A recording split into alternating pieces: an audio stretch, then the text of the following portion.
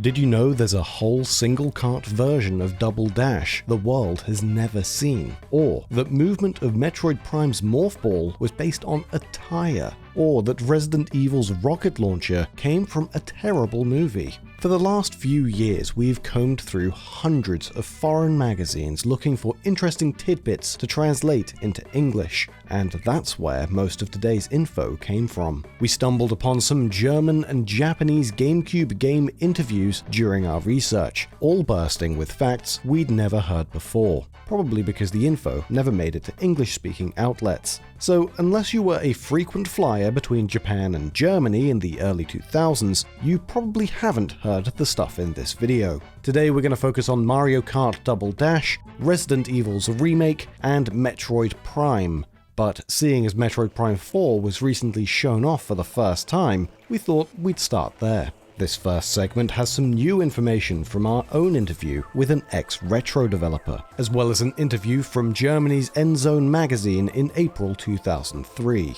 Let's take a brief look at Endzone first, which talks to Shigeru Miyamoto, as well as executive producer Steve Barcia, lead designer Mark Pacini, and designer Carl Deckard.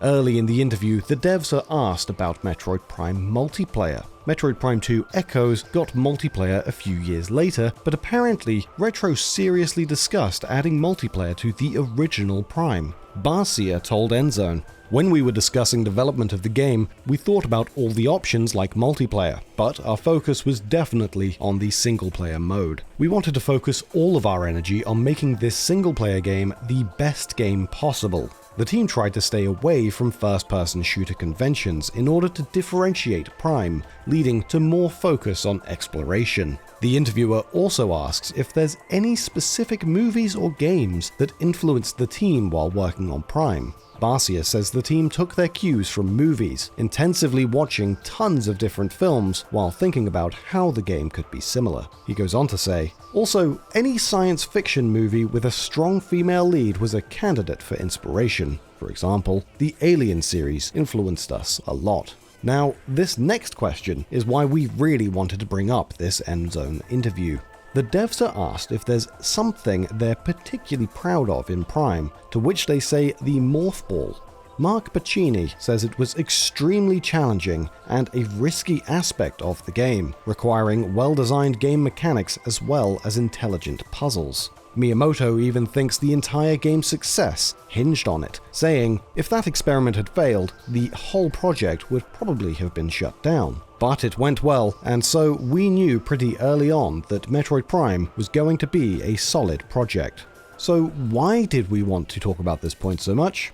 Well, because the guy who actually programmed the Morph Ball into Prime never gets the recognition. Even after working on such an important piece of the game, Scott Johnson was credited in Prime all the way down here as additional contributors. We reached out to Scott to get some insight and ask him about his work on Prime. Scott was happy to chat about making the Morph Ball and told us, "Mark Pacini was working with Miyamoto and telling me what the design was supposed to be. He said they wanted the ball to roll around like a tire because a person has a specific orientation. So I worked out with him that they wanted it to primarily roll like a tire, but in some cases it could roll around like a marble if the physics dictated it, such as when colliding." Scott says he didn't have to iterate on it much, and Prime's custom physics engine handled everything pretty well. He went on to say, "But when Samus got going in a particular direction, I applied an aligning torque to the ball that was proportional to the speed. That made her roll like a tire.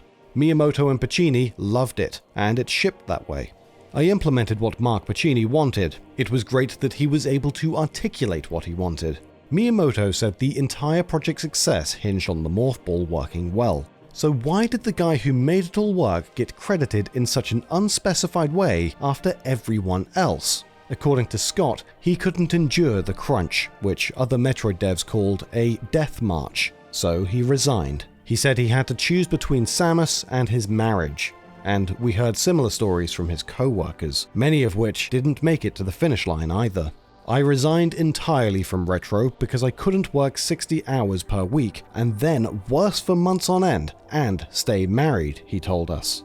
"It was cultural in the studios that I worked in. I left Retro to work at Electronic Arts Tiburon, and they worked me even harder. I kept thinking that it was lack of planning or investment that created the work hours, but it was just the way things were, and they were not going to change. I ended up leaving games after only 18 months at EA Tiburon. I could not have 2 kids and work in games. I was old at 35 years old. Scott doesn't make games anymore, but we wanted to use this opportunity to highlight a former dev who rarely gets the praise they deserve. Miyamoto said the Morph Ball was one of the most important aspects of Prime's gameplay, but if it wasn't for Scott, Metroid might have had to crawl. There's more GameCube facts coming up, but before we jump into the Double Dash and Resident Evil facts, a word from this episode's sponsor, Raycon. With 5 pairs of silicon gel tips, Raycon's everyday earbuds are easily the comfiest Bluetooth earbuds we've tried. We even used them while researching for this video. They also have multi-point connectivity, so you can pair with 2 devices at once, and now they even block out background noise entirely with built-in active noise cancellation. These latest Raycon everyday earbuds also have a whopping 32-hour battery life, and the new Quick Charge feature will give you 90 minutes of playback from just 10 minutes of charging. They've even got great audio quality, rivaling brands that cost twice as much. At under $80 with our code, Raycon's everyday earbuds are about half the price of other premium wireless earbuds, and there's even a 30-day happiness guarantee. You can get your own pair of Raycons for 15% less than their retail price by using our link in the description of this video, or by going to buyraycon.com/didyouknow. That's buyraycon.com/didyouknow. And now, back to the trivia. Next up is the GameCube's Resident Evil remake, also known as remake. These days you can find the Resident Evil remake on Xbox and PlayStation, but it was originally a GameCube exclusive. Nintendo and Capcom signed an exclusivity deal to have the Resident Evil remake, Resident Evil 0, and the highly anticipated Resident Evil 4 only on GameCube. They'd even do exclusive ports of Resident Evil 2, 3, and Code Veronica. Resident Evil Remake would release first, and to promote it, director Shinji Mikami and producer Hiroyuki Kobayashi sat down for an interview with Japan's Nintendo Dream magazine.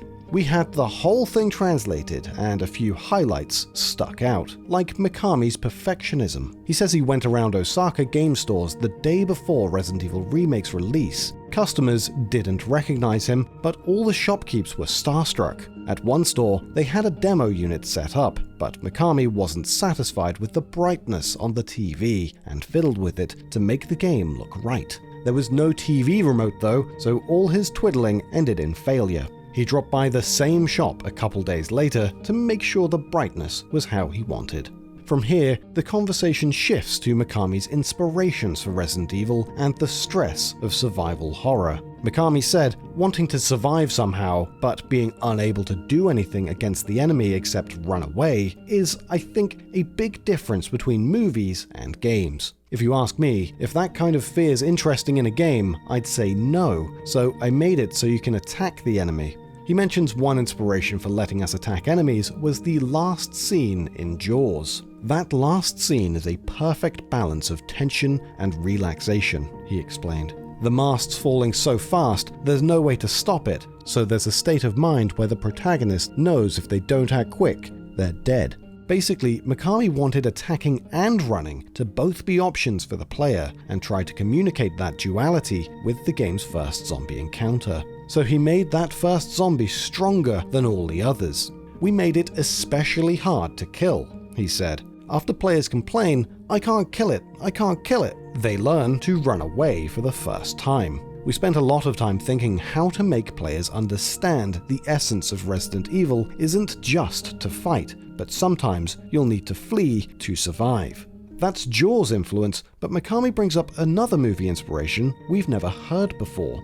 That the reason you get a rocket launcher after beating the game is because he saw the 1976 horror film Grizzly. It's a crappy Jaws ripoff about a grizzly bear, basically, but the ending's a work of art.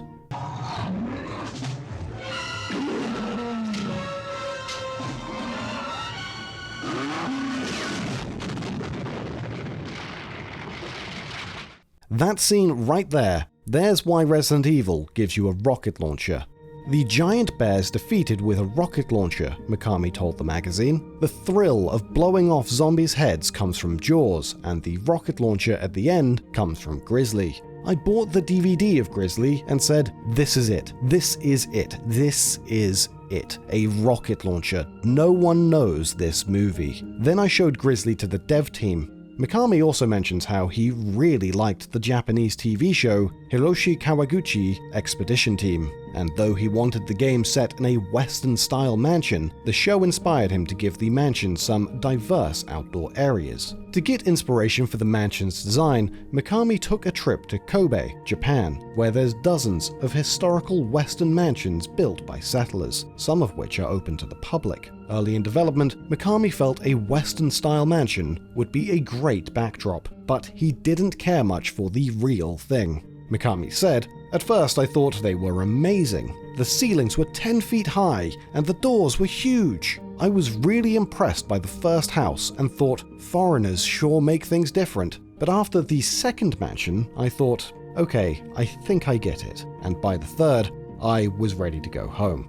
The interview wraps up with Mikami promoting the Resident Evil 2 and 3 ports heading to GameCube, but laments that a lot of fans thought the ports were also going to be full-on remakes. The team actually just wanted them on the GameCube, so if you enjoyed the first game, you could jump into the sequels without buying another console. They literally say they don't care if the ports make money, they just don't want new fans to have to buy PlayStations to experience the rest of the story. How kind of them. Now it's time for Double Dash. This next interview is from a different issue of Nintendo Dream we had translated with a ton of developer insights. It features key players from Nintendo EAD, the development division that made the game, including Double Dash chief director Kiyoshi Mizuki and two of its producers, Shinya Takahashi and Tadashi Sugiyama. These three have all shaped Nintendo, but Sugiyama is kind of a legend. He joined Nintendo in '83 and worked on every Mario Kart before Double Dash, as well as Zelda 2, Mario 2, and F-Zero X. But enough backstory, let's get to the trivia. Early in the interview, the conversation inevitably shifts to Double Dash's two-seater karts. The game was getting an almost simultaneous worldwide release, so its name had to work worldwide too, sounding good while also communicating the game's new mechanic. They brainstormed titles that included Twin and Tandem, but they all sounded weak or forced. Eventually, they thought up Double Dash, and immediately knew it was perfect. But how did the tandem mechanic itself come to be? According to Takahashi, Mario Kart is more of a party game than a racer, so the team started thinking of elements that'd get players more involved with each other. The concept of two players in one kart emerged, but experimenting with the core mechanics of such a huge IP came with a lot of pressure. Mario Kart's always been a reliable system seller for Nintendo, and messing with success could irreparably damage the brand and the GameCube itself, so failure was not an option. The possibility of two-seater karts ruining the game instead of evolving it terrified them. So much so, they actually developed a whole single kart version of Double Dash alongside the double kart version. They thought of it like an insurance policy, so if tandem karts sucked or fans hated it, they could quickly backpedal to a more traditional Mario Kart experience. The single kart build was worked on all the way up to the final year before launch. It sounds like the reason it took them so long to gain confidence in double karts is because they were initially going to have both drivers side by side, kind of like motorcycles with sidecars. But they realized 8 double-wide karts on one track wasn't going to work all too well, with everyone bouncing off each other and disrupting the game flow due to the sheer width of the vehicles. After trying out a few different setups, they arrived at how karts look in the release version, one driver in front of the other. But that gave them a whole new problem, the guy in the back blocking the view of the guy in the front. After using sprite-based karts in the first 3 games, this was Nintendo's first stab at a fully 3D Mario Kart, and they'd taken great efforts squeezing as much detail as they could into every character, so they wanted to make sure we could see them. The fix they came up with was letting racers swap seats on the fly. Double Dash was pretty rigid at this stage of development. Characters like Mario and Luigi were forcibly bundled together as a team, and you couldn't mix and match other drivers. Director Mizuki said they'd initially considered forcing characters to switch seats every lap. Quote, "At first we had an idea of forcing a swap after each lap, but if we did that, it wouldn't be possible for kids and parents to play together. But we want small kids' grandpas and grandmas to play Mario Kart, which was a thought point of our decision making. The idea was grandpa could cover the more difficult task of driving, while a youngster raised hell with items. Letting players freely mix and match drivers was a tricky ask, since in past games, speed and maneuverability were based on body weight. When the team tried combining the weight of two characters to define the stats of one kart, they ran into problems. Mizuki said, "At first we tested everything, like changing how karts moved based on the weights of the two characters, or having a kart's behavior change when characters swapped. But if the stats only changed a little bit, it'd be difficult to understand when actually playing. And when we made the stats change dramatically, that made it feel difficult to play. So ultimately, having stats change with the karts was the easiest to understand visually." Producer Sugiyama had been the visual director on Mario Kart 64. According to him, one of the goals for this GameCube sequel was to achieve everything they couldn't do on N64. 64's characters were just 2D sprites on one polygon, pivoting on a single point. That made steep slopes and falls look awkward, which is partly why 64's courses were mostly designed to be flat. But with fully 3D karts on the cube, the team could put pivoting points on each tire, resulting in dynamic movement that would fit almost any terrain. They were eager to test how steep a slope fully 3D karts could handle, so one of the first courses they worked on was DK Mountain. Mizuki recalled, "We started making courses from the Mario circuit. We went through them and talked about how it was fun, but ordinary. We decided we wanted a bit more of an adventure and started making that mountain course. But once you're making such a distinctive course, it makes you also want ones where you can just do ordinary time attacks." Their idea of an ordinary time attack course was Baby Park, one of the next levels they worked on.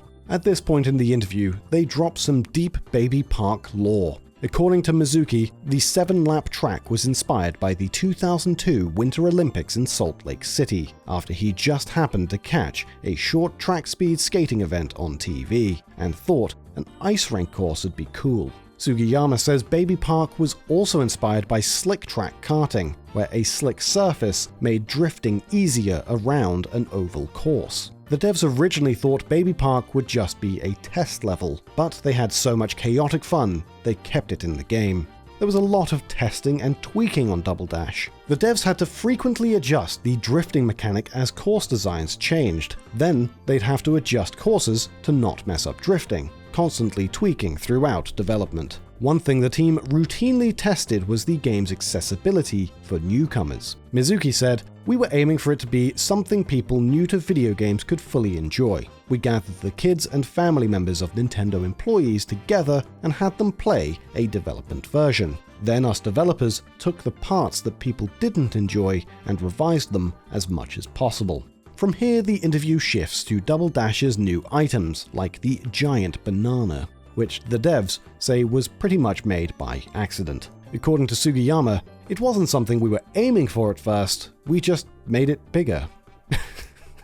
Then Mizuki chimes in. "We were adjusting what the best size was for the regular banana, and setting the numerics to the max just happened to make it get big. But we thought it was funny." Mizuki says the same thing happened with Bowser's shell as well. They just played with the settings, and after making it huge as a joke, wound up liking the result.